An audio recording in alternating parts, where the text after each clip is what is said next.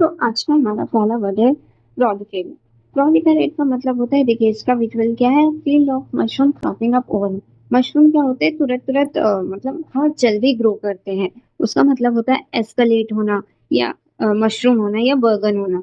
तो अगर ये इसका मीनिंग है, तो इसका अपोजिट क्या होगा, ड्विंडल होना। ड्विंडल का मतलब क्या होता है कि जो चीज रिड्यूस हो रही है। स्टेगनेंट होना, स्टेगनेंट होने का मतलब होता है कि एक जगह पे आके, सपोज ये यहाँ से इंक्रीज हुआ और यहाँ पे आके रुक गया। जैसे आपने मॉक दिया, मॉक में आ रहे हैं आपके 60 या 65, लेकिन 65 से बढ़ नहीं रहे, तो क्या हो गया, आपके मार्क्स क्या हो गए, स्टेगनेंट हो गए। तो ये क्या हुआ, ये प्रोलिफरेट का अपोजिट क्या है, स्टेगनेंट। कभी कभी क्या होता है, जैसे वर्ड को याद करने में दिक्कत होती है, तो आप उसका एक अपोजिट को भी याद कर सकते हैं। नेक्स्ट वर्ड है प्लमिंग।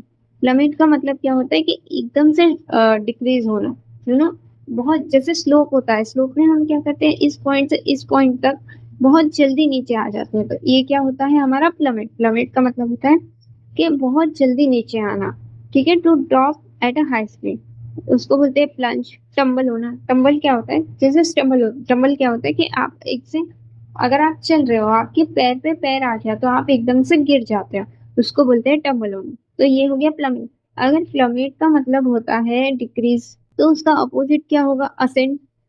असेंड मतलब बढ़ने का, उसको बोलेंगे हम प्लमेट का अपोजिट।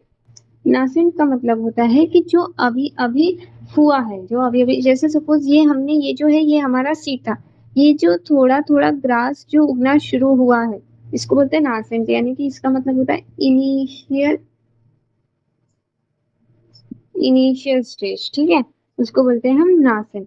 जो अभी अभी एग्जिस्टेंस में आ रहा है, और ये जैसे ये अभी अभी एग्जिस्टेंस में आ रहा है, तो इसकी अपन फ्यूचर पोटेंशियल भी देख सकते हैं। अगर सही रहा, अगर एनवायरनमेंट फेवरेबल रहा, तो ये क्या होगा, ये अच्छा ग्रो करेगा। अगर एनवायरनमेंट फेवरेबल नहीं है, तो ये क्या हो जाएगा, ये प्लांट सर्वाइव नहीं कर पाएगा। तो उसको बोलते हैं हम नासेंट। नासेंट का मतलब क्या होता है, जस्ट कमिंग इनटू एग्जिस्टेंस, ठीक है। तो इसका मतलब क्या होता है, जैसे कि बडिंग, बडिंग प्रोसेस होता है, उसको भी हम नासेंट बोलते हैं। एमर्जिंग यानी जो उठ रहा है, जो बन रहा है, ये क्या बोलते, तो एमर्जिंग स्टेट में है। तो इसका अपोजिट क्या होगा कि वो ऑलरेडी मैच्योर हो चुका। विदर्ड मतलब फिनिश होना, ठीक है। बेंगल का मतलब होता है, बेंगल का मतलब होता है कि मैनिपुलेशन। इसको आप अगर मैं समझू तो मैनिपुलेशन, ठीक है, मैनिपुलेशन, मैनिपुलेशन यानी कि वेंगल को आप ऐसे याद रखो, फॉक्स। फॉक्स क्या होती है, वो मैनिपुलेशन के थ्रू अपना काम करवाती है, तो उसको क्या बोलते हैं हम, वेंगल। तो उसको बोलते हैं मैन्यूवर। इंजीनियर, इंजीनियर भी क्या, use a certain kind of mind, कि वो उस प्रॉब्लम को क्लेवरली सॉल्व कर सके, उसको बोलते हैं हम वेंगल, ठीक है। तो भाई देख लो इंजीनियर लोग, आप वेंगल हो, आप बहुत चालाक लोग हो, ठीक है। अगर वेंगल का मतलब होता है कि किसी चीज को मैनिपुलेशन करना, क्लेवर मैनिपुलेशन, या फिर परसुएशन करना, किसी चीज को परस्यू करने को भी हम वेंगल बोलते हैं। तो इसके अपोजिट क्या हो जाएगा, फेल होना, है ना, बॉच होना, बॉच। नेक्स्ट वर्ड है स्टिफल। स्टिफल का मतलब होता है कि अपना रिएक्शन रोक देना। जैसे अपन हाथ, जैसे यहाँ पे देखो, ये बंदर जो है, मंकी जो है, ये अपने हाथ रख के कर रहा है, तो ये यौन भी हो सकता है, ये लाफ भी कर सकता है।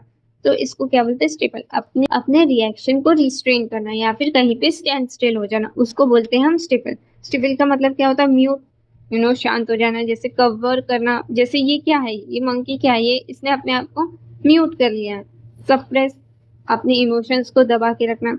स्मूदर, अब अगर स्टिफल का मतलब होता है स्टैंड स्टिल होना कहीं, अगर स्टिफल मतलब अगर आप इसको समझे तो जो अपना अटेंशन की पोजीशन होती है, उसको बोलते हैं हम स्टिफल होना, ठीक है। अगर अटेंशन की पोजीशन स्टिफल है, तो इसका एंटोनिम क्या होगा, रिलीज। एनकरेज करना, कोई सप्रेस कर रहा है अपने को, तो उसका अपोजिट क्या होगा, एनकरेज करना, ठीक है। नेक्स्ट वर्ड है स्पार्स। स्पार्स यानी क्या होता है, आपने देखा होगा डेजर्ट में जो कैक्टस है वो ज्यादा नहीं होते हैं, वो कम क्वांटिटी में, सिर्फ 15-20 होते हैं, तो उसको क्या बोलते हैं, स्कार्स। जो थिन, जो बहुत कम होते हैं और जो स्कैटर्ड होते हैं, ठीक है, उसको बोलते हैं स्पार्स। जो कम मात्रा में हो, जो थिन हो, जो मीगर हो, उसको बोलेंगे हम स्पार्स। हमारा वर्ड है इम्पर्मानेंट। इम्पर्मानेंस को अगर आप तोड़ेंगे, ठीक है, तो यहीं पे देखो, इम का मतलब क्या होता है, नॉट या नो, नेगेटिव। और परमानेंस का मतलब क्या होता है, परमानेंट, कोई चीज परमानेंट होना। इम्परमानेंट जो कि ट्रांजिएंट, जो वोलेबिलिटी, जो कि जो लास्ट करती हो for limited period of time, उसको बोलते हैं इम्परमानेंस, यानी कि टेम्पररी भी बोल सकते हैं हम। ठीक है, उस चीज को हम क्या बोल सकते हैं, टेम्पररी भी बोल सकते हैं। जम्प्ड ऑन द bandwagon का मतलब होता है कि ट्रेंड को फॉलो करना। जम्प्ड ऑन द bandwagon यानी कि ट्रेंडिंग चीजों में अपना भी वो चीज फॉलो करना, उसको बोलते हैं jumped on the bandwagon। Next word है वॉच, और we can say bungle. Watch और बंगल का मतलब क्या होता है, mishandle, mess up, screw up.